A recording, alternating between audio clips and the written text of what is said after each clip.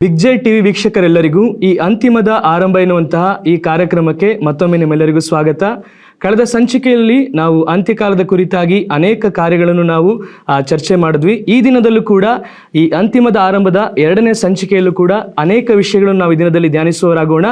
ಅದಕ್ಕಿಂತ ಮುಂಚೆ ಈ ದಿನದಲ್ಲಿ ಕಾರ್ಯಕ್ರಮದಲ್ಲಿ ಬಂದಿರುವಂಥ ಸೇವಕರನ್ನು ಆಹ್ವಾನಿಸೋಣ. ಸಹೋದರ ಎಂ ಡಿ ಜಗನ್ ಅವರಿಗೆ ಬ್ರದರ್ ಕಾರ್ಯಕ್ರಮ ಬಂದಿದ್ದಕ್ಕೆ ಬಹಳ ಸಂತೋಷ.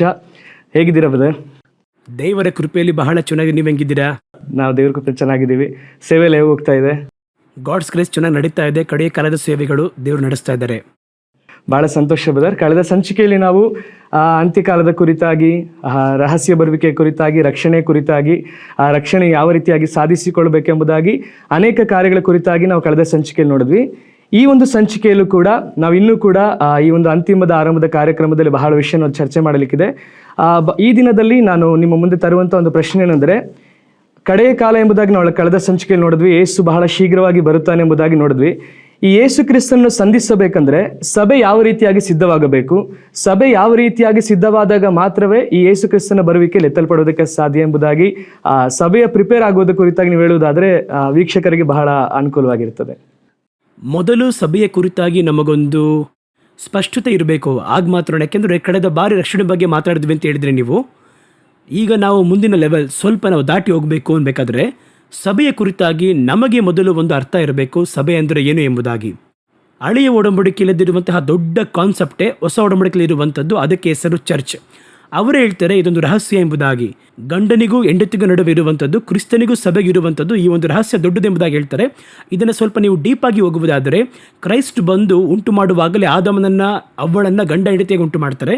ಯಾಕೆ ಆ ರೀತಿ ಉಂಟು ಮಾಡಿದ್ರು ಅಂತ ನೋಡಬೇಕು ಅಲ್ವಾ? ಮೊದಲ ಸಂಬಂಧ ಅವ್ರು ಉಂಟು ಮಾಡಬೇಕಾದ್ರೆ ಅಣ್ಣ ತಂಗಿ ಅಂತ ಉಂಟು ಮಾಡ್ಬೋದಿತ್ತು, ಅಕ್ಕ ತಮ್ಮ ಅಥವಾ ಅಮ್ಮ ಮಗ ಅಥವಾ ಅಪ್ಪ ಮಗಳು ಎಂಬುದಾಗಿ ಉಂಟು ಮಾಡ್ಬೋದಾಗಿತ್ತು.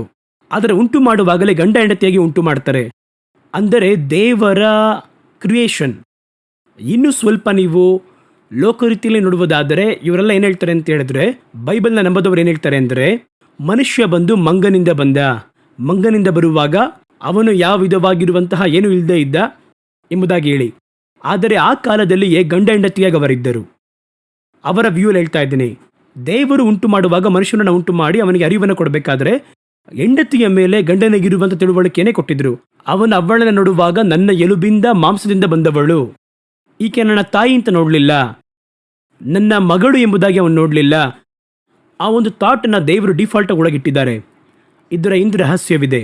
ಅಂದರೆ ಏನರ್ಥ ಅಂದರೆ, ಕ್ರೈಸ್ಟಿಗೂ ಚರ್ಚಿಗೂ ಇರುವಂಥ ಸಂಬಂಧ, ಈ ಒಂದು ಸಂಬಂಧ ಬರುವಂತಹ ಆ ಸಂಬಂಧಕ್ಕೆ ಅವನು ಒಳಗಿಟ್ಟಿದ್ದಾರೆ. ಅದು ಹೇಗೆ ಬರುವಂತಹ ಸಂಬಂಧವನ್ನು ಒಳಗಿರ್ತಾರೆ ಅಂತ ಕೇಳೋದಾದರೆ, ಇವತ್ತು ನೀವು ಸಾಮಾನ್ಯವಾಗಿ ಲೋಕದಲ್ಲಿರುವಂತಹ ಎಲ್ಲರೂ ಈಗಿರುವವರು, ಯೇಸು ಕ್ರಿಸ್ತನ ನಂತರ ಇರುವವರು ಎಲ್ಲರನ್ನ ನೋಡಿ ಸತ್ತರೆ ಪರಲೋಕಕ್ಕೆ ಹೋಗ್ತೀನಿ, ಸ್ವರ್ಗಕ್ಕೆ ಹೋಗ್ತೀನಿ ಹಿಂಗೆ ಮಾತಾಡ್ತೀವಲ್ವಾ?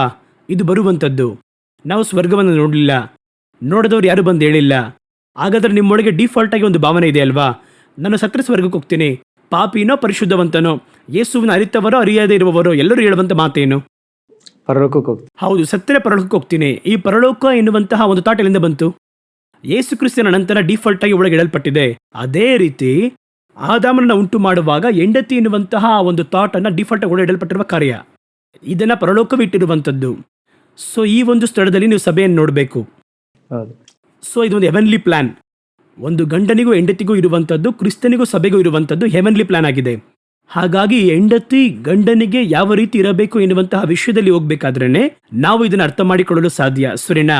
ಹಾಗಾಗಿ ನೀವೀಗ ಕೇಳಿದ್ರಿಂದ ಈ ಒಂದು ವಿಷಯವನ್ನು ಹೇಳ್ತಾ ಇದ್ದೇನೆ. ಏನಂತ ಕೇಳಿದಾದ್ರೆ, ಹೆಂಡತಿಯಾದವಳು ಯಾವ ರೀತಿ ಇರಬೇಕು ಎನ್ನುವುದಕ್ಕೆ ಒಂದು ಬೇಸಿಕ್, ಒಂದು ಮೂಲತಃ ಬೇಸಿಕ್. ಒಂದು ಹುಡುಗಿ ನೋಡಕ್ಕೆ ಹೋಗ್ತೀವಿ, ಹೋಗಿದ ಕೂಡಲೇ ಆ ಸ್ತ್ರೀ ಕುರಿತಾಗಿ ನೋಡಬೇಕಾದ್ರೆ ಮೂಲತಃವಾಗಿ ಆ ಹುಡುಗಿ ಬಂದು ಎತ್ತರವಾಗಿದ್ದಾಳೆ, ಚೆನ್ನಾಗಿದ್ದಾಳೆ, ವಿದ್ಯಾಭ್ಯಾಸ ಮಾಡಿದ್ದಾಳೆ ಅಥವಾ ಇಲ್ಲ, ಏನು ಬೇಕಾದರೂ ಇರಲಿ, ಬೇಸಿಕ್ ಆಗಿ ನೋಡುವುದು ಏನಂತ ನೋಡೋದಾದರೆ, ಕನ್ನಿಕೆಯಾಗಿರುವವಳಾಗಿದ್ದಾಳ, ಮದುವೆ ಆಗಿರಬಾರದು, ಆ ಹುಡುಗಿ ನನಗೆ ಮೊಟ್ಟ ಮೊದಲದಾಗಿ ಏನಾಗಿರಬೇಕು, ಹೆಂಡತಿಯಾಗಬೇಕು ಎಂಬುದಾಗಿ ಒಂದು ಥಾಟ್ ನಮಗೆ ಬರುತ್ತಲ್ವಾ? ಇದನ್ನೇ ಪೌಲ ಬರೀತಾನೆ 2 ಕೊರಿಂಥ 11ನೇ ಅಧ್ಯಾಯದಲ್ಲಿ 2-3 ವಾಕ್ಯದಲ್ಲಿ ಅವ್ರು ಹೇಳ್ಬೇಕಾದ್ರೆ ಏನು ಹೇಳ್ತಾರೆ ಅಂದರೆ, ನಿಮ್ಮನ್ನು ಒಬ್ಬನೇ ಪುರುಷನಿಗೆ ಪರಿಶುದ್ಧ ಕನ್ನಿಕೆಯಂತೆ ಅರ್ಪಿಸುವುದಕ್ಕೆ ನಾನು ವೈರಾಗ್ಯವುಳ್ಳವನಾಗಿದ್ದೇನೆ, ಆ ರೀತಿ ಹೇಳ್ತಾರೆ. ಹಾಗಾದರೆ ಈ ಸ್ಥಳದಲ್ಲಿ ಅರ್ಥ ಮಾಡಿಕೊಳ್ಳಬೇಕಾಗಿರುವುದೇನೆಂದರೆ, ಆ ಮದಲಿಂಗನು ಈ ಮೊದಲಗಿತ್ತಿಯನ್ನು ಮದುವೆಯಾಗಲು ಬರುವಾಗ ಏನನ್ನು ಬಯಸುತ್ತಾನೆ ಅಂದರೆ ಶುದ್ಧ ಕನ್ಯೆಯಂತಿರಬೇಕು ಅಂತ ಬಯಸ್ತಾನೆ. ಶುದ್ಧ ಕನ್ಯೆ ಅಂತ. ಹೌದು. ಹಾಗಾದ್ರೆ ಆ ಶುದ್ಧ ಕನ್ಯೆ ಎಂದರೆ ಏನು ಎಂಬುದಾಗಿ ಕೇಳುವುದಾದರೆ, ಉದಾಹರಣೆಗೆ ಕನ್ನಿಕೆ ಎನ್ನುವಂಥದ್ದು ಶಾರೀರಿಕವಾಗಿಯೂ ಇದೆ, ಮನಸ್ಸಿನ ಅಡಿಯಲ್ಲಿಯೂ ಇದೆ ಅಲ್ವಾ? ಈಗ ಶರೀರದ ಅಡಿಯಲ್ಲಿ ನೀವು ತೆಗೆದುಕೊಳ್ಳುವುದಾದರೆ, ಒಬ್ಬ ಪುರುಷನಿಗೆ ಮದುವೆಯಾದ ಕೂಡಲೇ ಕನ್ನಿಕತ್ವ ಒಟ್ಟೋಗುತ್ತಾ? ಮದುವೆ ಮಾಡಿ ಒಬ್ಬ ಪುರುಷನಿಗೆ ಒಪ್ಪಿಸ್ಕೊಟ್ರೆ ಕನ್ನಿಕತ್ವ ಒಟ್ಟೋಗುತ್ತಾ? ಇಲ್ಲ. ಇನ್ನೂ ಸರಿಯಾಗಿ ಹೇಳ್ಬೇಕಂದ್ರೆ ಮದುವೆಯಾದವರನ್ನೇ ಕನ್ನಿಕೆಯ ಅರಸಿ ಅಂತ ಹೇಳ್ತಾರೆ ಅಲ್ವಾ? ಹಾಗಾದ್ರೆ ಕನ್ನಿಕೆ ಎನ್ನುವಂಥದ್ದು ಶರೀರದ ಅಡಿಯಲ್ಲಿ ಇಲ್ಲ, ಅದು ಮನಸ್ಸಿನ ಅಡಿಯಲ್ಲಿ ಇದೆ. ಮದುವೆಯಾದ ವೈಫ್ ಆಗಿರ್ಬೋದು, ಆ ಒಬ್ಬನೇ ಪುರುಷನನ್ನು ಸ್ಮರಿಸಿ ಅವರೊಂದಿಗೆ ಇರುವಂಥದ್ದು, ಇದಕ್ಕೆ ಹೆಸರೇ ಕನ್ನಿಕೆ. ಇದನ್ನ ಸ್ಪಿರಿಚುವಲ್ ಆಗಿ ಬಯಸುತ್ತಾರೆ ಕ್ರಿಸ್ತನು. ನನ್ನ ನೆನಪು ಥಾಟ್ ಎಲ್ಲ ಅವರು ಮಾತ್ರ. ಅವರಿಗೆ ಎರಡು ನೆನಪು ಇಷ್ಟ ಆಗುವುದಿಲ್ಲ. ಅದಕ್ಕೆ ಮತ್ತೆ ಮತ್ತೆ ಹೇಳ್ತಾರೆ, ಕರ್ತನ ದೇವರಾದರೆ ದೇವರ ಬಳಿ ಹೋಗಿ, ಬಾಳನ ದೇವರಾದರೆ ಬಾಳನ ಬಳಿ ಹೋಗ್ರಿ. ಸಭೆ ಲೋಕವನ್ನು ಸ್ಮರಿಸಬಾರದು, ಕ್ರಿಸ್ತನನ್ನ ಮಾತ್ರ ಸ್ಮರಿಸಬೇಕು. ಕ್ರಿಸ್ತನನ್ನು ಸ್ಮರಿಸುತ್ತಾ ಲೋಕವನ್ನು ಸ್ಮರಿಸುತ್ತದೆ ಅಂದರೆ ಕನ್ನಿಕತ್ವಕ್ಕೆ ಪೆಟ್ಟು ಬೀಳ್ತಾ ಇದೆ. ಆದ್ದರಿಂದ ಅವ್ರೇನು ಹೇಳ್ತಾರೆ ಅಂತ ಹೇಳಿದ್ರೆ, ನನ್ನ ಆತ್ಮ ಮನುಷ್ಯರೊಂದಿಗೆ ಹೋರಾಡುವುದಿಲ್ಲ. ಏಕೆಂದರೆ ಆತ್ಮ ಆತ್ಮದೊಂದಿಗೆ ಇರುತ್ತದೆ, ಶರೀರ ಶರೀರದೊಂದಿಗೆ ಇರುತ್ತದೆ. ಈಗ ಅವರು ನನ್ನ ಬಳಿ ಆತ್ಮವಾಗಿಯೂ ಇದ್ದಾರೆ, ಗಂಡನೊಂದಿಗೆ ಸರಿಯಾಗಿರುವ ಹಾಗೆ ತೋರಿಸಿಕೊಡುತ್ತಾರೆ. ಹೊರಗೆ ಹೋಗಿ ಏನು ಮಾಡ್ತಾ ಇದ್ದಾರೆ? ಲೋಕದೊಂದಿಗೆ ಬೆರೆತಿದ್ದಾರೆ. ಈಗ ಇದನ್ನು ಅವರು ಬಯಸುವುದಿಲ್ಲ. ಒಬ್ಬನೇ ಪುರುಷನಿಗೆ ನೇಮಿಸಲ್ಪಟ್ಟಂತಹ ಕನ್ನಿಕೆಯಂತೆ ಇರಬೇಕು ಎಂಬುದಾಗಿ ಹೇಳ್ತಾರೆ. ಏಕೆಂದರೆ ಈ ಒಂದು ಅಡಿಯಲ್ಲಿ ಅವರೇನು ಬಯಸ್ತಾರೆ ಅಂತ ಹೇಳಿದ್ರೆ ಸಭೆಯನ್ನು ಬಯಸ್ತಾರೆ. ಮೊಟ್ಟ ಮೊದಲು ಸಭೆಯನ್ನು ಭೇಟಿ ಮಾಡಕ್ಕೆ ಬರ್ತಾ ಇದೆ. ಬರಬೇಕಾದ್ರೆ ಅವರೇನು ಎಕ್ಸ್ಪೆಕ್ಟ್ ಮಾಡ್ತಾರೆ? ಈಕೆ ನನ್ನನ್ನು ಮಾತ್ರ ಸ್ಮರಿಸಿ ಬರುವವಳಾಗಿರಬೇಕು. ಆ ರೀತಿ ಕಳೆದ ಎಪಿಸೋಡ್ನಲ್ಲಿ ಒಂದು ಕಾರ್ಯವನ್ನು ಮಾತಾಡಿದ್ವಿ. ಒಂದು ಕಪ್ಪನ್ನು ಕೊಟ್ಟು ಒಬ್ಬ ಮದುಮಗಳ ಬಳಿ ಯಹೂದ್ಯ ಪದ್ಧತಿಯ ಪ್ರಕಾರ ಕಪ್ಪು ಡ್ರೆಸ್ ಕೊಟ್ಟೋಗಿರ್ತಾರೆ. ಅವರು ಬರಬೇಕಾದ್ರೆ ಆ ಮೊದಲಗಿತ್ತು ಏನು ಮಾಡಬೇಕು? ಆ ವಸ್ತ್ರವನ್ನು ಧರಿಸಿದವಳಾಗಿರಬೇಕು, ಆ ಕಪ್ಪು ಕಡಿಮೆ ಆಗಿರಬೇಕು. ಇದು ಏನು ಗುರುತು ಅಂದರೆ, ಅವ್ರು ಯಾವಾಗ ಬರ್ತಾರೆ ಅಂತ ಗೊತ್ತಿಲ್ಲ, ಅವ್ರು ಬರೋವರೆಗೂ ಅದೇ ರೀತಿ ಇರಬೇಕು. ಅಂದರೆ 24 hours ಅವ್ರನ್ನೇ ಸ್ಮರಿಸ್ತಾ ಇರಬೇಕು ಅಂತ ಅರ್ಥ. ಅವ್ರು ಯಾವಾಗ ಬರ್ತಾರೆ ಅಂತ ನನಗೆ ಗೊತ್ತಿಲ್ಲ, ಅವರು ಬರಬೇಕಾದ್ರೆ ನನ್ನ ಬಳಿ ಮದುವೆ ವಸ್ತ್ರ ಇರಬೇಕು. ಆದ್ದರಿಂದ ಬೈಬಲ್ ಹೇಳುತ್ತೆ, ಮೊದಲಿಂಗನು ಬರುವಾಗ ಮದುವೆ ವಸ್ತ್ರ ಇಲ್ಲದವನಾಗಿ ಕಾಣಲ್ಪಡುವವನು ಯಾರೋ. ಸೊ ಆ ರೀತಿಗೆ ಕ್ರೈಸ್ಟ್ ಏನು ಅನ್ನಿಸ್ತಾರೆ ಅಂತ ಹೇಳಿದ್ರೆ 24 hours ಅವ್ರನ್ನೇ ಸ್ಮರಿಸಬೇಕು. ನನ್ನ ಬಗ್ಗೆ ಯೋಚನೆ ಮಾಡುವಂಥ ವ್ಯಕ್ತಿ, ನನ್ನ ಬಗ್ಗೆ ಯೋಚನೆ ಮಾಡುವಂಥ ಚರ್ಚ್, ಆಕೆಯ ಪರಿಶುದ್ಧವಾದ ಕನ್ಯೆ. ಆದರೆ ಬದರ್ ಈಗ ಏನಂದರೆ, ಈ ಕರೆಂಟ್ ಸಿನಾರಿಯೋದಲ್ಲಿ ಚರ್ಚೆಲ್ಲ ಏನು ಯೋಚನೆ ಮಾಡುತ್ತೆ ಅಂದರೆ, ನಾವು ನಿಜವಾಗ್ಲೂ ಆ ರೀತಿಯಾಗಿ ಇರೋಕ್ಕೆ ಸಾಧ್ಯನಾ? ಯಾಕಂದ್ರೆ ನಾವು ಸೆಕ್ಯುಲರ್ ವರ್ಲ್ಡಲ್ಲಿ ವರ್ಕ್ ಮಾಡ್ತಾ ಇದ್ದೀವಿ, ಆಚೆ ನಾವಿದ್ದೀವಿ, ಬೇರೆ ಬೇರೆ ಜನಗಳ ಜೊತೆ ನಾವು ಬೆರಿತೀವಿ. ಈ ರೀತಿಯಾಗಿ ನಿಜವಾಗ್ಲೂ ನಾವು ಇರೋಕ್ಕೆ ಸಾಧ್ಯನಾ? ಅದೆಲ್ಲ ಬೈಬಲಿಗೆ ಮಾತ್ರ ಸಂಬಂಧಪಡುತ್ತಷ್ಟೇ. ನಾವು ನಮ್ಮ ಲೈಫಲ್ಲಿ ಅದು ಪ್ರಾಕ್ಟಿಕಲ್ ಆಗಿ ಅದು ಅಪ್ಲಿಕಲ್ ಮಾಡ್ಕೊಳಕ್ಕಾಗಲ್ಲ ಅಂತ ಜನ ಹೇಳ್ತಾರೆ. ಸೊ ಇದಕ್ಕೆ ನೀವೇನು ಹೇಳ್ತೀರಾ? ಇವಾಗ ಒಂದು ಪೀರಿಯಡ್ನಲ್ಲಿ ಗಂಡ ಕೆಲ್ಸಕ್ಕೆ ಹೋಗ್ತಾ ಇದ್ರು. ಆದರೆ ಆ ಜೊತೆ ಕೆಲಸ ಮಾಡುವಂತಹ ಯಾವ ಹೆಂಡತಿನ ಸ್ಮರಿಸಲ್ಲ ಅಲ್ವಾ? ಸ್ಮರಿಸಬಾರ್ದಲ್ವಾ? ಮನೇಲಿರುವಂಥ ಹೆಂಡತಿ ಬಗ್ಗೆ ಮಾತ್ರ ತಾನು ಯೋಚನೆ ಮಾಡಬೇಕು. ಈಗ ಹೆಂಡತಿಯರು ಕೆಲ್ಸಕ್ಕೆ ಹೋಗ್ತಾ ಇದ್ದಾರೆ, ಹೋಗಿ ಬರಬೇಕಾದ್ರೆ ಆಫೀಸ್ನಲ್ಲಿರುವಂತಹ ಯಾರನ್ನೂ ಸ್ಮರಿಸಬಾರ್ದು, ಮನೇಲಿರೋ ಗಂಡನ ಮಾತ್ರ ಯೋಚನೆ ಮಾಡಬೇಕಲ್ವಾ? ಕರೆಕ್ಟ್ ಅಲ್ವಾ? ಈಗ ಕಾಲ ಕೆಟ್ಟೋಯ್ತು. ಇವತ್ತು ಬಂದು ಆ ರೀತಿ ಇಲ್ಲ, ಲಿವಿಂಗ್ ಟುಗೆದರ್ ಇದೆ, ವೀಕೆಂಡ್ಸ್ ಹೊರಗಡೆ ಹೋಗ್ತಾರೆ. ಇವತ್ತು ಇದೆಲ್ಲ ಬಹಳ ಸಹಜ ಅಂತೇಳಿ ನೀವು ನಿಮ್ಮ ಹೆಂಡತಿ ಆ ರೀತಿಯಾಗಿ ಬಂದರೆ ಇವತ್ತಿರೋ ಪ್ರಪಂಚ ಆ ರೀತಿ ಇದೆ ಅಂತ ಹೇಳಿದ್ರೆ ಒಪ್ಕೊಂತಾರಾ? ತಮ್ಮ ಗಂಡಂದಿರ ರೀತಿ ಹೋಗಿ ಬಂದ್ರೆ ಒಪ್ಕೊಂತಾರಾ? ಏನೇ ಕಾಲಘಟ್ಟ ಮಾರ್ಪಟ್ಟರು, ಯಾವ ರೀತಿ ಇದ್ರು, ನನ್ನ ಹೆಂಡತಿ ನನ್ನವಳೆ, ನನ್ನ ಗಂಡ ನನ್ನವನೇ. ಒಂದು ವೇಳೆ ಆ ರೀತಿ ಬ್ರಾಡ್ ಮೈಂಡ್ ಬಂದರೆ ನೀವು ಸರಿ ಇಲ್ಲ ಅಂತ ಅರ್ಥ. ನನ್ನ ಗಂಡ ಯಾರ ಹತ್ರ ಬೇಕಾದ್ರೂ ಹೋಗ್ಬಿಟ್ಟು ಬರಲಿ ಅಂತ ಹೇಳಿದ್ರೆ ಅದು ಬಹಳ ತಪ್ಪು, ರಾಂಗ್. ಹಾಗಾದರೆ ಅದೇ ರೀತಿಯೇ ಇವತ್ತಿರುವ ಕಾರ್ಯದಲ್ಲಿ ಸಭೆ ಲೋಕದಲ್ಲಿ ಹೋಗಿ ಬೆರೆತಿದೆ, ಬೇರೆ ಧಾರಣೆ ಇಲ್ಲ, ಇದೇ ಪ್ರಾಕ್ಟಿಕಲ್ ಅಂತ ಹೇಳಿದ್ರೆ ಇಟ್ಸ್ ರಾಂಗ್ ಥಾಟ್. ನಿಮ್ಮ ಥಾಟೇ ರಾಂಗ್ ಆಗಿದೆ. ಏನೇ ಡೆವಲಪ್ ಆದರೂ, ಏನೇ ನೀವು ಅಡ್ವಾನ್ಸ್ ಆಗಿ ಮಾಡರ್ನೈಸ್ ಆದರೂ ಈ ವಾಕ್ಯ ಮಾರ್ಪಡುವುದಿಲ್ಲ, ಈ ಥಾಟ್ ನಿಮ್ಮಲ್ಲಿ ಮಾರ್ಪಡುವುದಿಲ್ಲ. ಯಾವತ್ತಿದ್ರೂ ಕೂಡ ಸರಿಯಾಗಿ ಗಂಡ ಡೈವರ್ಸ್ ಮಾಡ್ತಾನೆ, ಅಷ್ಟು ಬ್ರಾಡ್ ಮೈಂಡ್ ಆಗಿರೋವನು ಯಾಕೆ ಡೈವರ್ಸ್ ಮಾಡಬೇಕು? ನನ್ನ ಹೆಂಡತಿ ನನ್ನವಳು, ನನ್ನ ಪ್ರಕಾರ ಇರಬೇಕು ಎಂಬುದಾಗಿ ಹೇಳೋದ್ರಿಂದ ತಾನೇ ಸಮಸ್ಯೆ ಬರ್ತಾ ಇದೆ. ಆ ಡಿವೋರ್ಸ್ ನಡೆಯುತ್ತೆ ಅಂತ ಹೇಳಿದ್ರೆ ಅವನಲ್ಲಿ ಆ ಥಾಟ್ ಇದೆ ತಾನೇ ಅವನೊಳಗೆ.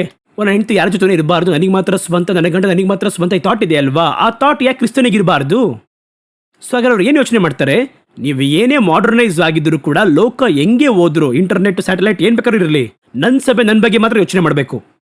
ಸುತ್ತಲಿರುವವರನ್ನಿಟ್ಟು ನೀವು ಲೆಕ್ಕವನ್ನು ಹಾಕಬಾರ್ದು. ಲೋಕ ಕೆಟ್ಟೋಯ್ತು. ಲೋಕ ಯಾವಾಗ ಕೆಡಲಿಲ್ಲ? ಎಲ್ಲ ಕಾಲದಲ್ಲಿ ಕೆಟ್ಟೋಯ್ತು. ಯಾವತ್ತವನು ಆ ಒಂದು ಹಣ್ಣನ್ನು ಅವನು ತಿನ್ನೋ ಅವತ್ತೇ ಲೋಕ ಕೆಟ್ಟೋಯ್ತು. ಯಾವತ್ತಿದ್ರು ಸೈತಾನ್ ಕೆಟ್ಟವನೇ, ಯಾವತ್ತಿದ್ರು ಲೋಕ ಕೆಟ್ಟದ್ದೇ. ಈ ಭೂಮಿ ಕೆಟ್ಟದಾಗೇ ಇರುತ್ತೆ. ಅವುಗಳ ನಡುವೆ ನಾನು ಹೇಗಿದ್ದೇನೆ ಎನ್ನುವುದೇ. ಭೂಮಿ ಕ್ರಮವಿಲ್ಲದಾಗಿ ಬರಿದಾಗಿ ಇರುವಂತಹ ಕಾರ್ಯ. ಅನೋಕನು ದೇವರೊಂದಿಗೆ ಸಂಚರಿಸ್ತಾ ಇದ್ದ. ಸೋದೋಮ್ ಪೂರ್ತಿಯಾಗಿ ಪಾಪದಲ್ಲಿತ್ತು, ಲೋಟನು ನೀತಿವಂತನಾಗಿದ್ದ. ನಜರೇತ್ ಪರಿಪೂರ್ಣವಾಗಿ ತಪ್ಪಾಗಿತ್ತು.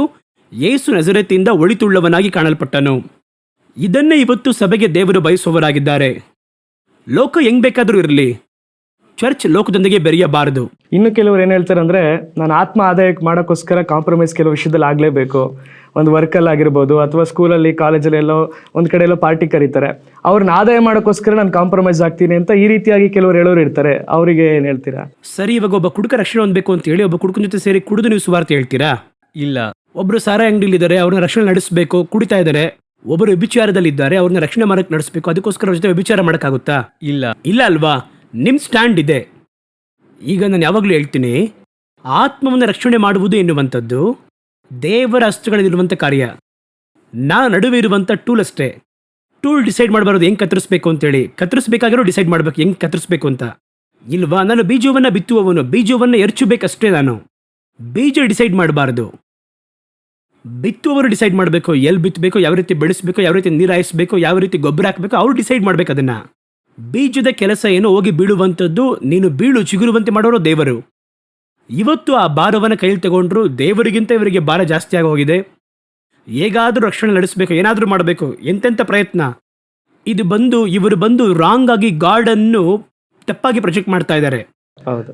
ನೀವು ಅಷ್ಟೊಂದು ಕಷ್ಟಪಡುವ ಅವಶ್ಯವಿಲ್ಲ.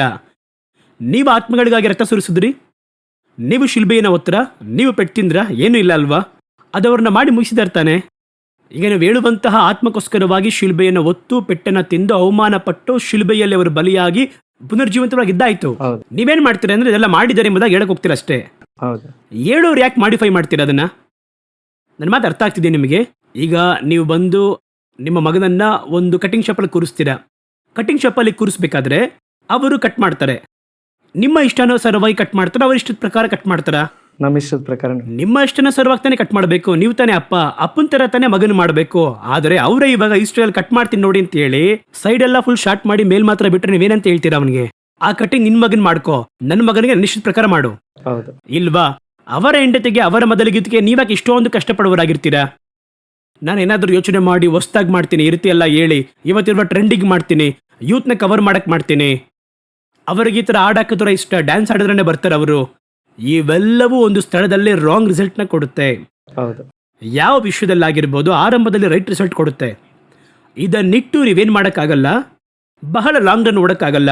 ನನ್ನ ಮಾತು ಅರ್ಥ ಆಗ್ತಿದೆ ನಿಮಗೆ? ಹೌದು. ಈಗ ಗಿದ್ಯೋನ್ ಬಂದು ಒಂದು ಎಪ್ಪೋದನ್ನ ಮಾಡ್ತಾರೆ. ಎಪ್ಪೋದಂದ್ರೆ ಒಂದು ಯಾಜಕರ ವಸ್ತ್ರ ಮಾಡ್ತಾರೆ. ಒಂದಿನ ಇಸ್ರೇಲರಲ್ಲಿ ಆ ಒಂದು ವಸ್ತ್ರ ಎಪ್ಪೋದೆನ್ನುವುದು ತಡೆಯಾಯ್ತಂತೆ ಅವರಿಗೆ. ಅಂದ್ರೆ ಏನಾಯ್ತು ಅಂದ್ರೆ, ಜನಗಳನ್ನ ಯಾವ ರೀತಿ ಮಾಡ್ತು ಅಂತ ಹೇಳಿದ್ರೆ ಅದನ್ನ ಆರಾಧನೆ ಮಾಡೋಷ್ಟು ಆಗೋಯ್ತು. ಆ ರೀತಿಯಾಗಿ ನಮ್ಮ ಮನ ಬಂದಂತೆ ನಾವು ಅದನ್ನು ಡಿಸೈನ್ ಮಾಡಲೇಬಾರದು. ಚರ್ಚ್ ಬಂದು ಮೊದಲಗಿತ್ತಿ ಅಲಂಕಾರ ಮಾಡುವುದಕ್ಕೆ ನಿಮ್ಮನ್ನು ನನ್ನ ಇಟ್ಟಿದ್ದಾರೆ, 5 ಮಂದಿ ಇಟ್ಟಿದ್ದಾರೆ. ಒಂದು ಸ್ತ್ರೀಯ ರೆಡಿ ಮಾಡೋಕ್ಕೆ ನೋಡಿ, ಆ ಒಂದು ಸೀರೆ ವಸ್ತ್ರವನ್ನು ಹಾಕುವುದಕ್ಕೆ ಒಬ್ಬರು ಇರ್ತಾರೆ, ಆ ಒಡವೆಗಳು ಅದನ್ನು ಹಾಕುವುದಕ್ಕೆ ಒಬ್ಬರು ಇರ್ತಾರೆ, ಅಲ್ಲಿ ಕೂದಲು ಅಲಂಕಾರ ಮಾಡೋಕ್ಕೆ ಒಬ್ಬರು ಇರ್ತಾರೆ, ಮೇಕಪ್ ಮಾಡುವುದಕ್ಕೆ ಒಬ್ಬರು ಇರ್ತಾರೆ, ಇಲ್ವಾ? ಹೌದು. ಈ ರೀತಿಯಾಗಿ ಒಬ್ಬೊಬ್ರು ಇರುವ ರೀತಿಯಲ್ಲಿ ಒಂದು ಸಭೆಯನ್ನು ಅಲಂಕಾರ ಮಾಡುವುದಕ್ಕೋಸ್ಕರವಾಗಿ 5 ಮಂದಿ ದೇವರಿಟ್ಟಿದ್ದಾರೆ. ಬೋಧಕನು, ಉಪದೇಶಕನು, ಸುವಾರ್ತಿಕರು, ಅಪೋಸ್ತಲರು, ಅನಂತರ ಪ್ರವಾದಿಗಳು ಎಂಬುದಾಗಿದ್ದಾರೆ. ಇವರು 5 ಮಂದಿ ಸೇರಿ ಆ ಸ್ತ್ರೀಯನ್ನು ರೆಡಿ ಮಾಡಬೇಕು. ಆದರೆ ಯಾಕೆ ರೆಡಿ ಮಾಡಬೇಕು ಅಂದ್ರೆ, ಗಂಡನಿಗೆ ಇಷ್ಟ ಆಗೋ ರೀತಿಯಲ್ಲಿ ಮಾಡಬೇಕು. ಹೌದು. ಇವರು ಪ್ರತಿಯೊಬ್ಬೊಬ್ರು ಇದವರಿಗಿಷ್ಟ ಎಂಬುದಾಗಿ ಇಷ್ಟ ಬಂದಾಗ ತಂದು ನಿಲ್ಸಿದ್ರೆ ಅವ್ರು ಬೇಡ ಅಂತ ಹೇಳ್ಬಿಟ್ರೆ, ಇದೇನಯ್ಯ ಈ ರೀತಿ ಮಾಡಿದಾರೆ, ಇಷ್ಟ ಇಲ್ಲ ಎಂಬುದಾಗಿ ಒಂದು ವೇಳೆ ಅವ್ರು ಹೇಳ್ಬಿಟ್ರೆ ಎಷ್ಟು ದೊಡ್ಡ ಒಂದು ಫೇಲಿಯರ್ ಆಗುತ್ತಲ್ವಾ? ನನಗೆ ಬಹಳ ಇಷ್ಟವಾದಂತಹ ಒಂದು ಎಕ್ಸಾಂಪಲ್ ಇದೆ ಬೈಬಲ್ನಲ್ಲಿ. ಏನಂತ ಕೇಳಿದ್ರೆ, ಸೂಸನ್ ಅರಮನೆಗೆ ಆ 127 ದೇಶದಿಂದ ಎಲ್ಲ ಸ್ತ್ರೀಯನ್ನ ಕರ್ಕೊಂಡ್ಬರ್ತಾರೆ. ಕರ್ಕೊಂಡ್ಬಂದು ಇವರೆಲ್ಲರೂ ಕೂಡ ಸುಂದರಿಯರು, ಬಹಳ ಇಂಪಾರ್ಟೆಂಟ್ ಸುಂದರಿಯರು. ಇವರೆಲ್ಲರೂ ಕನ್ನಿಕೆಯ ಸ್ತ್ರೀಯರು, ಅಷ್ಟು ಮಂದಿ ಕೂಡ ಕರೆ ತಂದಾಯ್ತು. ಕರ್ಕೊಂಡ್ಬಂದು ಅಷ್ಟು ಮಂದಿಯಲ್ಲಿ ಎಸ್ತರ್ ಮಾತ್ರ ಸೆಲೆಕ್ಟ್ ಆಗ್ತಾರೆ. ಸೊ ಇವರ ನಡುವೆ ಇರುವಂತಹ ಮೇಜರ್ ಡಿಫರೆನ್ಸ್ ಏನು? ಯಾಕೆ ಇಷ್ಟು ಮಂದಿ ಸೆಲೆಕ್ಟ್ ಆಗಲಿಲ್ಲ? ಈಗ ಉಸೇನ್ ಬೋಲ್ಟ್ ಚೆನ್ನಾಗಿ ಓಡಿ ಜಯಿಸ್ತಾರೆ ಅವರು. ಉಸೇನ್ ಬೋಲ್ಟ್ ನಾವು ಕೇಳ್ತೀರಲ್ವ ನೀವು ಮಾತ್ರ ಹೆಂಗೆ ಈ ರೀತಿ ಓಡ್ತೀರಾ, ಏನು ಪ್ರಾಕ್ಟೀಸ್ ಮಾಡ್ತೀರಾ, ಏನು ಊಟ ಮಾಡ್ತೀರಾ ಎಲ್ಲ ಕೇಳ್ತೀರಲ್ವಾ? ಆ ರೀತಿಯಾಗಿ ರಿಸಲ್ಟ್ ನೋಡಬೇಕು.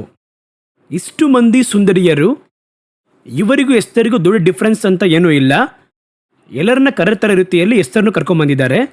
ಆದರೆ ಎಸ್ತರ್ನ ಮಾತ್ರ ರಾಜನಿಗೆ ಇಷ್ಟ ಆಗ್ತಾ ಇದೆ. ಯಾಕೆ, ಏನು ಕಾರಣ ಎಂಬುದಾಗಿ ನೋಡುವುದಾದರೆ, ಅಷ್ಟು ಮಂದಿಗೂ ಎಸ್ತರಿಗೂ ಇರುವಂತಹ ಒಂದು ಮೇಜರ್ ಡಿಫ್ರೆನ್ಸ್ ನೋಡೋದಕ್ಕೆ ಬಹಳ ಸಿಂಪಲ್ ಆಗಿರುತ್ತೆ. ಬೈಬಲಲ್ಲಿ ಏನಂತ ಕೇಳೋದಾದರೆ, ಎಲ್ಲರನ್ನ ರೆಡಿ ಮಾಡ್ತಾರೆ. ರೆಡಿ ಮಾಡಬೇಕಾದ್ರೆ ಎಲ್ಲ ಸ್ತ್ರೀಯರಿಗೂ ಒಂದು ಸ್ವಂತ ಚಾಯ್ಸ್ ಇತ್ತು. ಈಗ ಉದಾಹರಣೆಗೆ ಹೇಳ್ತೀನಿ, ರಾಜ ಬರ್ತಾನೆ ಅಂತ ಹೇಳಿದ್ರೆ ರಾಜನ ಬಳಿ ಅವರು ಹೋಗಿ ಅವರನ್ನು ಪ್ರೆಸೆಂಟ್ ಮಾಡಬೇಕು ಅವರು. ಈಗ ಈ ಸ್ತ್ರೀಯರಿಗೆ ಏನಿದೆ ಅಂತ ನೋಡೋದಾದ್ರೆ ಒಂದು ಚಾಯ್ಸ್ ಇದೆ. ನೀವು ರಾಜನನ್ನ ಇಂಪ್ರೆಸ್ ಮಾಡುವುದಕ್ಕೆ ನೀವೇನು ಬೇಕಾದರೂ ಕೇಳಿ ನಿಮ್ಗೆ ಅದನ್ನು ಕೊಡ್ತೀವಿ. ನೀವೇನು ಮಾಡಿ ಅರಸನನ್ನ ಇಂಪ್ರೆಸ್ ಮಾಡ್ರಿ. ಇಷ್ಟ ಆದರೆ ರಾಜ ನಿಮ್ಮನ್ನು ರಾಜಕುಮಾರಿ ಮಾಡ್ಕೊತಾನೆ. ಆ ರೀತಿಯಾಗಿ ಹೇಳಿದ ಕೂಡಲೇ ಅಲ್ಲಿ ವಾಕ್ಯ ಬರೆಯಲ್ಪಟ್ಟಿದೆ, ಅರಸನ ಮುಂದೆ ಹೋಗಿ ನಿಲ್ಲುವುದಕ್ಕೆ, ಅರಮನೆಗೆ ಹೋಗಿ ಅರಸನ ಮುಂದೆ ನಿಲ್ಲುವುದಕ್ಕೆ ಅಷ್ಟು ಮಂದಿಗೂ ಅವರು ಏನು ಕೇಳಿದ್ರು ಸಿಗುತ್ತೆ ಎಂಬುದಾಗಿ ಇದೆ. ಸೊ ಎಲ್ಲರೂ ಏನು ಮಾಡ್ತಾರೆ ಅಂತ ಹೇಳಿದ್ರೆ, ಅಷ್ಟು ಮಂದಿ ಅರಸನನ್ನ ಇಂಪ್ರೆಸ್ ಮಾಡುವುದಕ್ಕೆ ಇವಾಗ ಏನು ಮಾಡ್ತಾರೆ, ಪ್ರಯತ್ನ ಮಾಡ್ತಾರೆ, ಎಲ್ಲ ಪಡ್ಕೊತಾರೆ. ಈಗ ಇವರೆಲ್ಲ ಮನೆಗೆ ಹೋಗ್ಬೇಕಾದ್ರೆ ಕೇಳೋದಾದ್ರೆ ಅದು ಮನೆಗೆ ತೆಗೆದುಕೊಂಡು ಹೋಗೋದು. ಆದರೆ ಇವರು ರೂಮ್ ಒಳಗೆ ಹೋಗ್ತಾರೆ, ಅರಸನ ನೋಡಕ್ಕೆ ಹೋಗ್ತಾ ಇದ್ದಾರೆ. ನಾವು ನೋಡಲು ಹೋಗ್ಬೇಕಾದ್ರೆ ಇವರು ಅಷ್ಟು ಮಂದಿ ಕೇಳುವುದು ಯಾತಕ್ಕಾಗಿ, ರಾಜನನ್ನ ಇಂಪ್ರೆಸ್ ಮಾಡುವುದಕ್ಕೋಸ್ಕರವಾಗಿ ಒಳಗೆ ಹೋಗ್ತಾ ಇದ್ದಾರೆ. ರಾಜನ ಬಳಿ ಹೋಗಿ ಕೇಳ್ತಾ ಇಲ್ಲ, ಹೊರಗೆ ರಾಜನನ್ನ ನೋಡಕ್ ಹೋಗೋದಕ್ಕೆ ಕೇಳ್ತಾ ಇದ್ದಾರೆ. ಸೊ ಇವರ ಎಲ್ಲರ ಮೈಂಡ್ ಅರಸನನ್ನ ಇಂಪ್ರೆಸ್ ಮಾಡೋದೊಂದೇ. ಸರಿನಾ? ಎಸ್ತರ್ ಕೂಡ ಹೋಗ್ತಾರೆ, ಎಲ್ಲರೂ ಕೂಡ ಹೋಗ್ತಾರೆ. ಎಸ್ತರು ಅಲಂಕಾರ ಮಾಡ್ಕೊಂಡೇ ಹೋಗ್ತಾರೆ, ಸುಮ್ಮನೆ ಹೋಗ್ಲಿಲ್ಲ. ಆದರೆ ಅರಸನಿಗೆ ಎಸ್ತರ್ ಇಷ್ಟ ಆದ್ಲು, ಉಳಿದ ಯಾರು ಅರಸನಿಗೆ ಇಷ್ಟ ಆಗ್ಲಿಲ್ಲ. ಏನು ಕಾರಣ ಎಂಬುದಾಗಿ ಕೇಳುವುದಾದರೆ, ಇವರು ಏನೇನೋ ಮಾಡಿ ರೆಡಿಯಾಗಿ, ಆದ್ರೆ ಇವರ ಮೈಂಡ್ ಎಲ್ಲ ಅರಸನನ್ನು ಇಂಪ್ರೆಸ್ ಮಾಡೋದಷ್ಟೇ, ಬೇರೆ ಏನೂ ಇಲ್ಲ. ಆದ್ರೆ ಎಸ್ತರ್ ಏನ್ ಮಾಡ್ತಾರೆ ಅಂತ ಹೇಳಿದ್ರೆ, ಅಲ್ಲೊಬ್ಬ ವ್ಯಕ್ತಿ ಇದ್ದಾನೆ, ಅವರ ಹೆಸರು ಹೇಗೆ ಎಂಬುದಾಗಿ. ಇವ್ರು ಯಾರು ಅಂತ ಕೇಳಿದಾದ್ರೆ ರಾಜಕಂಚುಕಿ. ಯಾವಾಗಲೂ ಅರಸನಿಗೆ ರಾಜಕುಮಾರಿಯನ್ನ ರೆಡಿ ಮಾಡುವುದು ಇವರ ಒಂದು ಕೆಲಸ. ಎಸ್ತರ್ ಏನ್ ಮಾಡ್ತಾರೆ ಅಂದ್ರೆ, ಆ ಹೇಗೈ ಏನ್ ಕೊಟ್ರೋ ಅದನ್ನ ಮಾತ್ರ ಸ್ವೀಕರಿಸಿಕೊಂಡು ಬೇರೆ ಯಾವುದನ್ನು ಕೇಳಿಲ್ಲ ಎಂಬುದಾಗಿ ಬರೆಯಲ್ಪಟ್ಟಿದೆ. ಯಾಕೆ ಅಂದ್ರೆ ಎಸ್ತರಿಗೆ ಗೊತ್ತು, ನಾನು ಅರಸನನ್ನು ಇಂಪ್ರೆಸ್ ಮಾಡಲಿದ್ದೇನೆ. ಹಾಗಾಗಿ ಅರಸನಿಗೆ ಏನು ಗೊತ್ತು ಅಂತ ಯಾರಿಗೆ ಗೊತ್ತು ಅವರ ಬಳಿ ಕೇಳಿ, ರಾಜನಿಗೆ ಏನೆಲ್ಲ ಇಷ್ಟ ಅದನ್ನು ಹೇಳ್ರಿ, ಅದನ್ನು ನಾನು ಹಾಕಿಕೊಳ್ಳುತ್ತೇನೆ ಎಂಬುದಾಗಿ ಹೇಳುವುದೇ ಜ್ಞಾನ. ಹೌದು. ನನ್ನ ಟ್ಯಾಲೆಂಟ್ ಇಂದ ಅರಸನನ್ನ ನಾನು ಏನು ಮಾಡೋಕ್ಕಾಗಲ್ಲ, ಇಂಪ್ರೆಸ್ ಮಾಡೋಕ್ಕಾಗಲ್ಲ. ಒಂದು ವೇಳೆ ನಮ್ಮ ಹತ್ರದ್ದು ಬೆಸ್ಟ್ ಆಗೇ ಇರುತ್ತೆ. ಒಂದು ಉದಾಹರಣೆಗೆ ಹೇಳ್ತೀನಿ ಕೇಳಿ. ಒಬ್ಬರು ಒಂದು ಹುಡುಗಿಯನ್ನ ಬಂದು ನೋಡ್ತಾರೆ ಒಬ್ಬರಿಗೆ. ಸೊ ಅವ್ರಿಗೆ ಏನು ಮಾಡ್ತಾರೆ, ಆ ಹುಡುಗಿಯನ್ನ ಕರ್ಕೊಂಬರೋ ದಿನ ನಡೆದಂಥ ಸಂಭವವೇ, ಕರ್ಕೊಂಬರೋ ದಿನ ಚೆನ್ನಾಗಿ ಅಲಂಕಾರ ಮಾಡಿ ಸೂಪರಾಗಿ ಮಾಡಿ ಕರ್ಕೊಂಬಂದಿದ್ದಾರೆ. ಮುಗಿಸಿ ಹುಡುಗಿ ನೋಡಿ ಹೋಗ್ಬೇಕಾದ್ರೆ ಅವ್ರು ಹೇಳಿದ್ರು, ನನಗೆ ಹುಡುಗಿ ಬೇಡ ಅಂತ ಹೇಳ್ಬಿಟ್ರು. ಯಾಕೆ ಬೇಡ ಅಂದ್ಬಿಟ್ರು ಅಂತ ಒಂದು ವೇಳೆ ಕೇಳೋದಾದರೆ, ಹುಡುಗಿ ಬಹಳ ಕಲರ್ ಆಗಿದ್ದಾಳೆ, ನನಗೆ ಕಲರ್ ಆಗಿರುವಂಥ ಹುಡುಗಿ ಇಷ್ಟ ಇಲ್ಲ, ಸ್ವಲ್ಪ ಡಲ್ಲಾಗೇ ಇರಬೇಕು, ನನಗದೇ, ಎಲ್ರಿಗೂ ಕಲರ್ ತಾನೇ ಇಷ್ಟ ಆಗುತ್ತೆ, ನನಗೆ ಇಷ್ಟ ಆಗಲ್ಲ ಹಂಗೆ. ಇದಕ್ಕೆ ಹಿಂಗೆ ಹೇಳ್ತಾ ಇದ್ದೀರಾ? ಇವ್ರೇನು ಮಾಡಿದ್ದಾರೆ, ಹುಡುಗಿ ನೋಡಕ್ಕೆ ಬರ್ತಾರೆ ಅಂತೇಳಿ ಫುಲ್ಲು ಕಲರ್ ಮಾಡಿಟ್ಟಿದ್ದಾರೆ. ಮೇಕಪ್ ಎಲ್ಲ ಹಾಕಿ ಕಲರ್ ಆಗಿ ಮಾಡಿದ್ದಾರೆ. ಬಂದಿದ್ದಾರೆ, ಆ ಮೇಕಪ್ ಅಲ್ಲಿ ಯಾರೇ ನೋಡಿದ್ರು ಕೂಡ ಆ ಹುಡುಗಿ ಇಷ್ಟ ಆಗ್ತಾಳೆ. ಇವ್ರಿಗೆ ಇಷ್ಟ ಆಗ್ಲಿಲ್ಲ. ಯಾಕೆ ಇಷ್ಟ ಆಗ್ಲಿಲ್ಲ ಅಂತ ಹೇಳಿದ್ರೆ, ನನಗೆ ಬಹಳ ಕಲರ್ ಆಗಿ ಇಷ್ಟ ಇಲ್ಲ. ಅದೇ ರೀತಿನೇ ರಾಜನಿಗೆ ಒಂದು ಮೈಂಡ್ ಇದೆ, ಎಲ್ಲರಿಗೂ ಇಷ್ಟವಾಗುವುದು ರಾಜನಿಗೆ ಇಷ್ಟ ಆಗ್ಬೇಕು ಅಂತ ಅವಶ್ಯಕತೆ ಇಲ್ಲ. ಆದ್ರೆ ರಾಜನಿಗೆ ಏನಿಷ್ಟ ಅಂತ ಹೇಗಾಗಿ ಗೊತ್ತು. ಯಾಕಂದ್ರೆ ರಾಜನ ಜೊತೆನೇ ಇದ್ದಾರೆ ಅವರು. ರಾಜನಿಗೆ ಏನಿಷ್ಟ, ಏನ್ ಕಲರ್ ಡ್ರೆಸ್ ಹಾಕಿದ್ರೆ ಇಷ್ಟ, ಯಾವ ರೀತಿ ಇದ್ರೆ ಇಷ್ಟ. ಕೆಲವರಿಗೆ ಚೆನ್ನಾಗಿ ಅಲಂಕಾರ ಮಾಡಿದ್ರೆ ಇಷ್ಟ, ಕೆಲವರಿಗೆ ಅಲಂಕಾರ ಮಾಡಿದ್ರೆ ಇಷ್ಟ ಆಗಲ್ಲ, ಸಿಂಪಲ್ ಆಗಿದ್ರೆ ಇಷ್ಟ. ಈ ಒಂದು ವಿಷಯ ಎಸ್ತರಿಗೆ ಗೊತ್ತು. ಹೇಗೈನ ಕೇಳೋಣ, ಹೇಗೆ ಏನು ಕೊಡ್ತಾರೆ ಅದನ್ನು ತೆಗೆದುಕೊಳ್ಳೋಣ, ನಾವು ಹೋಗೋಣ. ಈಗ ಎಸ್ತರ್ ಹೇಗೈ ಕೊಟ್ಟಿದ್ದು ಬಿಟ್ರೆ ಬೇರೆ ಏನನ್ನೂ ಕೇಳಲಿಲ್ಲ ಎಂಬುದಾಗಿ ಇದೆ ಅಲ್ಲಿ. ಅದನ್ನ ಹಾಕೊಂಡು ಹೋದ್ರು, ಹೋಗಿ ನಿಂತರೆ ಅರಸನಿಗೆ ಭಾಳ ಇಷ್ಟ ಆಗೋಯ್ತು. ಏಕೆಂದ್ರೆ ಹೇಗೆ ಏನು ಮಾಡ್ತಾನೆ ಇಲ್ಲಿ ನೋಡು. ಸುಮ್ಮನೆ ಉದಾಹರಣೆಗೆ ಹೇಳ್ತಾ ಇದ್ದಾನೆ, ಆ ರೀತಿ ಇಲ್ಲ, ಒಂದು ಉದಾಹರಣೆ ಅಷ್ಟೇ. ಅರಸನಿಗೆ ಡಾರ್ಕ್ ಕಲರ್ ಇಷ್ಟ ಇಲ್ಲ, ಲೈಟ್ ಕಲರ್ ಹಾಕೊಂಡೋಗು. ನೋಡು, ಅರಸನಿಗೆ ಬಹಳ ಬಂಗಾರ ಹಾಕ್ಬಾರ್ದು, ಸಿಂಪಲ್ ಹಾಕೊಂಡೋಗು. ಅದೇ ಥರ ಸ್ಥಳದಲ್ಲಿ ಚಿಕ್ಕ ಚೈನ್ ಹಾಕೋ, ಬಹಳ ಹಾಕ್ಬೇಡ, ಅರಸನಿಗೆ ಸಿಂಪಲ್ ಆಗಿದ್ರೆ ಇಷ್ಟ. ಅದೇ ಥರ ಬಳೆ ಈ ಕಲರಲ್ಲೇ ಹಾಕು. ಈ ರೀತಿಯಾಗಿ ಒಂದೊಂದಾಗಿ ಅರಸನಿಗೆ ತಕ್ಕ ಹಾಗೆ ಅಲಂಕಾರ ಮಾಡಿ ನಿಲ್ಲಿಸಿದ್ರೆ ಅರಸನಿಗೆ ನೋಡಿದ್ಕೊಳ್ಳಿ ಇಷ್ಟ ಆಗೋಯ್ತು. ಯಾಕೆಂದ್ರೆ ತಲೆಯಲ್ಲಿ ಈ ರೀತಿ ಕೊಂಡೆ ಹಾಕಿದ್ರೆ ಅರಸನಿಗೆ ಇಷ್ಟ, ಈ ರೀತಿ ಬಾಚಿದ್ರೆ ಇಷ್ಟ ಆಗಲ್ಲ. ಹೇಗ ಏನ್ ಮಾಡ್ತಾನೆ, ಕೊಂಡೆ ಹಾಕಿ ಕಳಿಸ್ತಾರೆ. ಒಂದು ಉದಾಹರಣೆಗೆ ಹೇಳ್ತಾ ಇದ್ದೀನಿ. ಇವರೆಲ್ಲ ಹಿಂಗ್ ಬಾಚ್ಕೊಂಡು ಹೋಗಿದ್ದಾರೆ. ನೋಡಿದ್ಕೊಳ್ಳೆ ಛೇ ನಮಗೆ ಇಷ್ಟ ಆಗಿದ್ ಕೊಂಡೆ. ಹಾಗೆ ಕೆಳಗೆ ನೋಡಿದ್ರೆ ಏನಪ್ಪ, ಏನ್ ಲೈಟ್ ಆಗಿ ಮೇಕಪ್ ಮಾಡಿದ್ದಾರೆ, ಫೌಂಡೇಶನ್ ತರನೇ ಇದೆ, ಏನು ಬಳ್ಕೊಂಡ್ ಬಂದಿದ್ದಿಲ್ಲ, ನೈಸ್ ಗರ್ಲ್. ಓ ಸೀರೆ ನೋಡಪ್ಪ, ನನಗೆ ಇಷ್ಟ ಆಗಿರೋ ಕಲರಲ್ಲೇ ಮೆರೂನ್ ಕಲರಲ್ಲೇ ಇದೆ. ಈ ರೀತಿ ಒಂದೊಂದಾಗಿ ನೋಡಿದ ಕೂಡಲೇ ಇವಳೇ ರಾಜಕುಮಾರಿ ಅಂತ ಹೇಳ್ಬಿಟ್ರು ಅವರು. ಇಷ್ಟೇ ಅಂತ ಹೇಳ್ಬಿಟ್ರು. ಇದನ್ನು ಹಾಗೆ ನೀವು ಸ್ಪಿರಿಚುವಲ್ ಆಗಿ ತಗೋಬೇಕು, ಅದೇ ಬುಕ್ಕು. ಆದ್ರಿಂದಲೇ ಬೈಬಲಲ್ಲಿ ಇದೆ. ಈ ಹೇಗೈ ಬೇರೆ ಯಾರು ಇಲ್ಲ, ನಿಮ್ಮಲ್ಲಿರುವಂತೆ ಆ ದೇವರಾತ್ಮನು, ಸಭೆಯನ್ನು ನಡೆಸುವಂತ ದೇವರಾತ್ಮನು ಸಭೆಗಳಿಗೆ ಹೇಳುವುದನ್ನು ಕಿವಿಯುಳ್ಳವನು ಕೇಳಲಿ.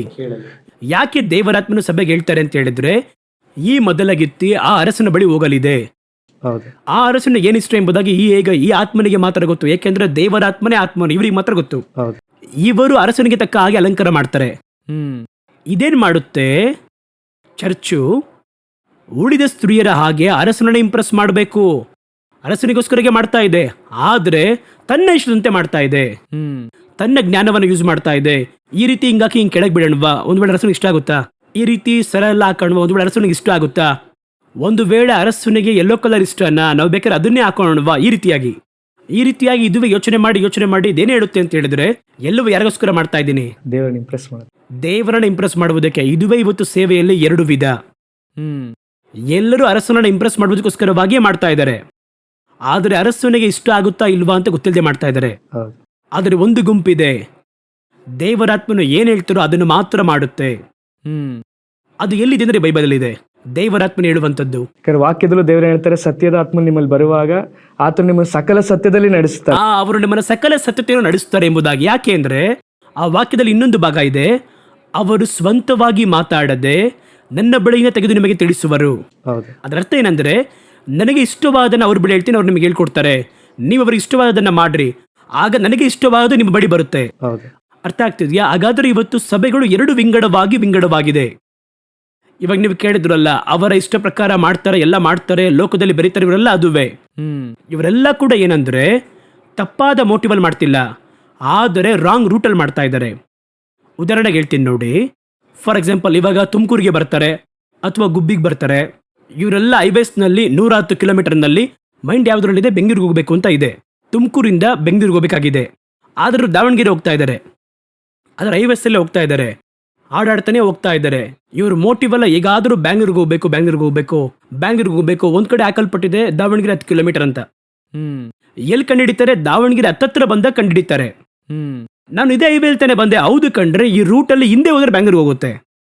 ನೀವು ಈ ಕಡೆ ಹೋಗ್ತಾ ಇದ್ದೀರಾ, ರೂಟು ಬ್ಯಾಂಗ್ಳೂರ್ ರೂಟೇ ಅದು, but you are in wrong direction. Wrong route. ಇವತ್ತು ಇದುವೇ ಸೇವೆ, ministry. We are doing the ministry, but we are in the wrong direction. ದೇವರಿಗೆ ಒಂದು ವಿಷಯ ಇಷ್ಟ ಇಲ್ಲ ಅಂದ್ರೆ ನಾನು ಬಿಟ್ಬಿಡಿ ಅಷ್ಟೇ. ನೀವು ಹೇಗಾದ್ರೂ ದೇವರನ್ನ ಇಂಪ್ರೆಸ್ ಮಾಡಬೇಕು. ಅವರೇ ಅನ್ಕೊಂತಾರೆ ಅಂದ್ರೆ, ಇವ್ರು ಇಷ್ಟೊಂದು ಕಷ್ಟಪಟ್ಟು ಮಾಡ್ತಾನಲ್ಲ, ಇಷ್ಟ ಆಗ್ತಿಲ್ವಲ್ಲ, ಏನ್ ಮಾಡೋದು ಅಂದ್ರೆ, ನಿಮ್ಮ ಹೆಂಡತಿ ಬಂದು ಮೊದಲಾಗಿ ನಿಮಗೆ ಮೊದಲ ಅಡುಗೆ ಮಾಡಿಕೊಡ್ತಾರೆ. ನೀವು ಮನೆಗೆ ಬಂದಾಗ ಚೆನ್ನಾಗಿ ತರಕಾರಿ ಹಾಕಿ, ಆ ಕಾಯಿ ಈ ಕಾಯಿ ಅಂತೆಲ್ಲ ಹಾಕಿ ಸಾರು ಮಾಡಿ ನಿಮಗೆ ಬಡಿಸ್ತಾರೆ. ಅವ್ರು ನಿಮಗೆ ಇಷ್ಟ ಆಗಲ್ದಿರೋ ತರಕಾರಿ ಹಾಕಿರ್ತಾರೆ ಇಟ್ಕೊಳ್ಳಿ, ಆದ್ರೆ ಯಾರಿಗೋಸ್ಕರ ಮಾಡಿದ್ರು? ಗಂಡನಿಗೋಸ್ಕರ. ಅಯ್ಯೋ, ನಮ್ಮ ಮನೆಯವ್ರನ್ನ ಇಂಪ್ರೆಸ್ ಮಾಡಬೇಕು, ಅವ್ರಿಗೆ ಕೊಡಬೇಕು, ಫಸ್ಟ್ ಮಾಡಬೇಕು. ನೀವೇನ್ ಮಾಡ್ತೀರ ಅಂತ ಅವ್ರನ್ನ ಅರ್ಟ್ ಮಾಡೋದಿಲ್ಲ. ಅದನ್ನ ತೆಗೆದು ಚೆನ್ನಾಗಿ ಬಾಯ್ಲಿಟ್ಟು ಊಟ ಮಾಡಿ, ಚೆನ್ನಾಗಿದೆ ಅಮ್ಮ, ಸೂಪರ್ ಆಗಿದೆ, ನೀನು ನನಗೋಸ್ಕರ ಮಾಡಿದ್ಯಾ, the best, okay good, but reward ಸಿಗಲ್ಲ. ಅಲ್ಲೇನು ಹೇಳ್ತೀವಿ? ಎಲ್ಲ ಮಾತಾಡಿ ಅನಂತರ ಒಂದಿನ ತಾಳ್ಮೆಯಿಂದಿರ್ಬೇಕಾದ್ರೆ, ಅಮ್ಮ ನನಗೆ ತರಕಾರಿ ಇಷ್ಟ ಆಗಲ್ಲ, ನಿನಗೋಸ್ಕರ ನಾನು ಓಕೆ ಅಂತ ಹೇಳಿದೆ, ಇನ್ನೊಂದ್ಸರಿ ಮಾಡಬೇಡ, ನನಗದು ಇಷ್ಟ ಇಲ್ಲ. ಯಾಕ್ರಿ ಮುಂಚೆನೇ ಹೇಳ್ಬಾರ್ದಾ? ನಿನಗೆ ಕಷ್ಟಪಡಿಸ್ಬಾರ್ದು ಅಂತ ಹೇಳಲಿಲ್ಲ, ನೀನು ಮೊದಲು ಮಾಡ್ತಾ ಇದೆಯಲ್ವಾ?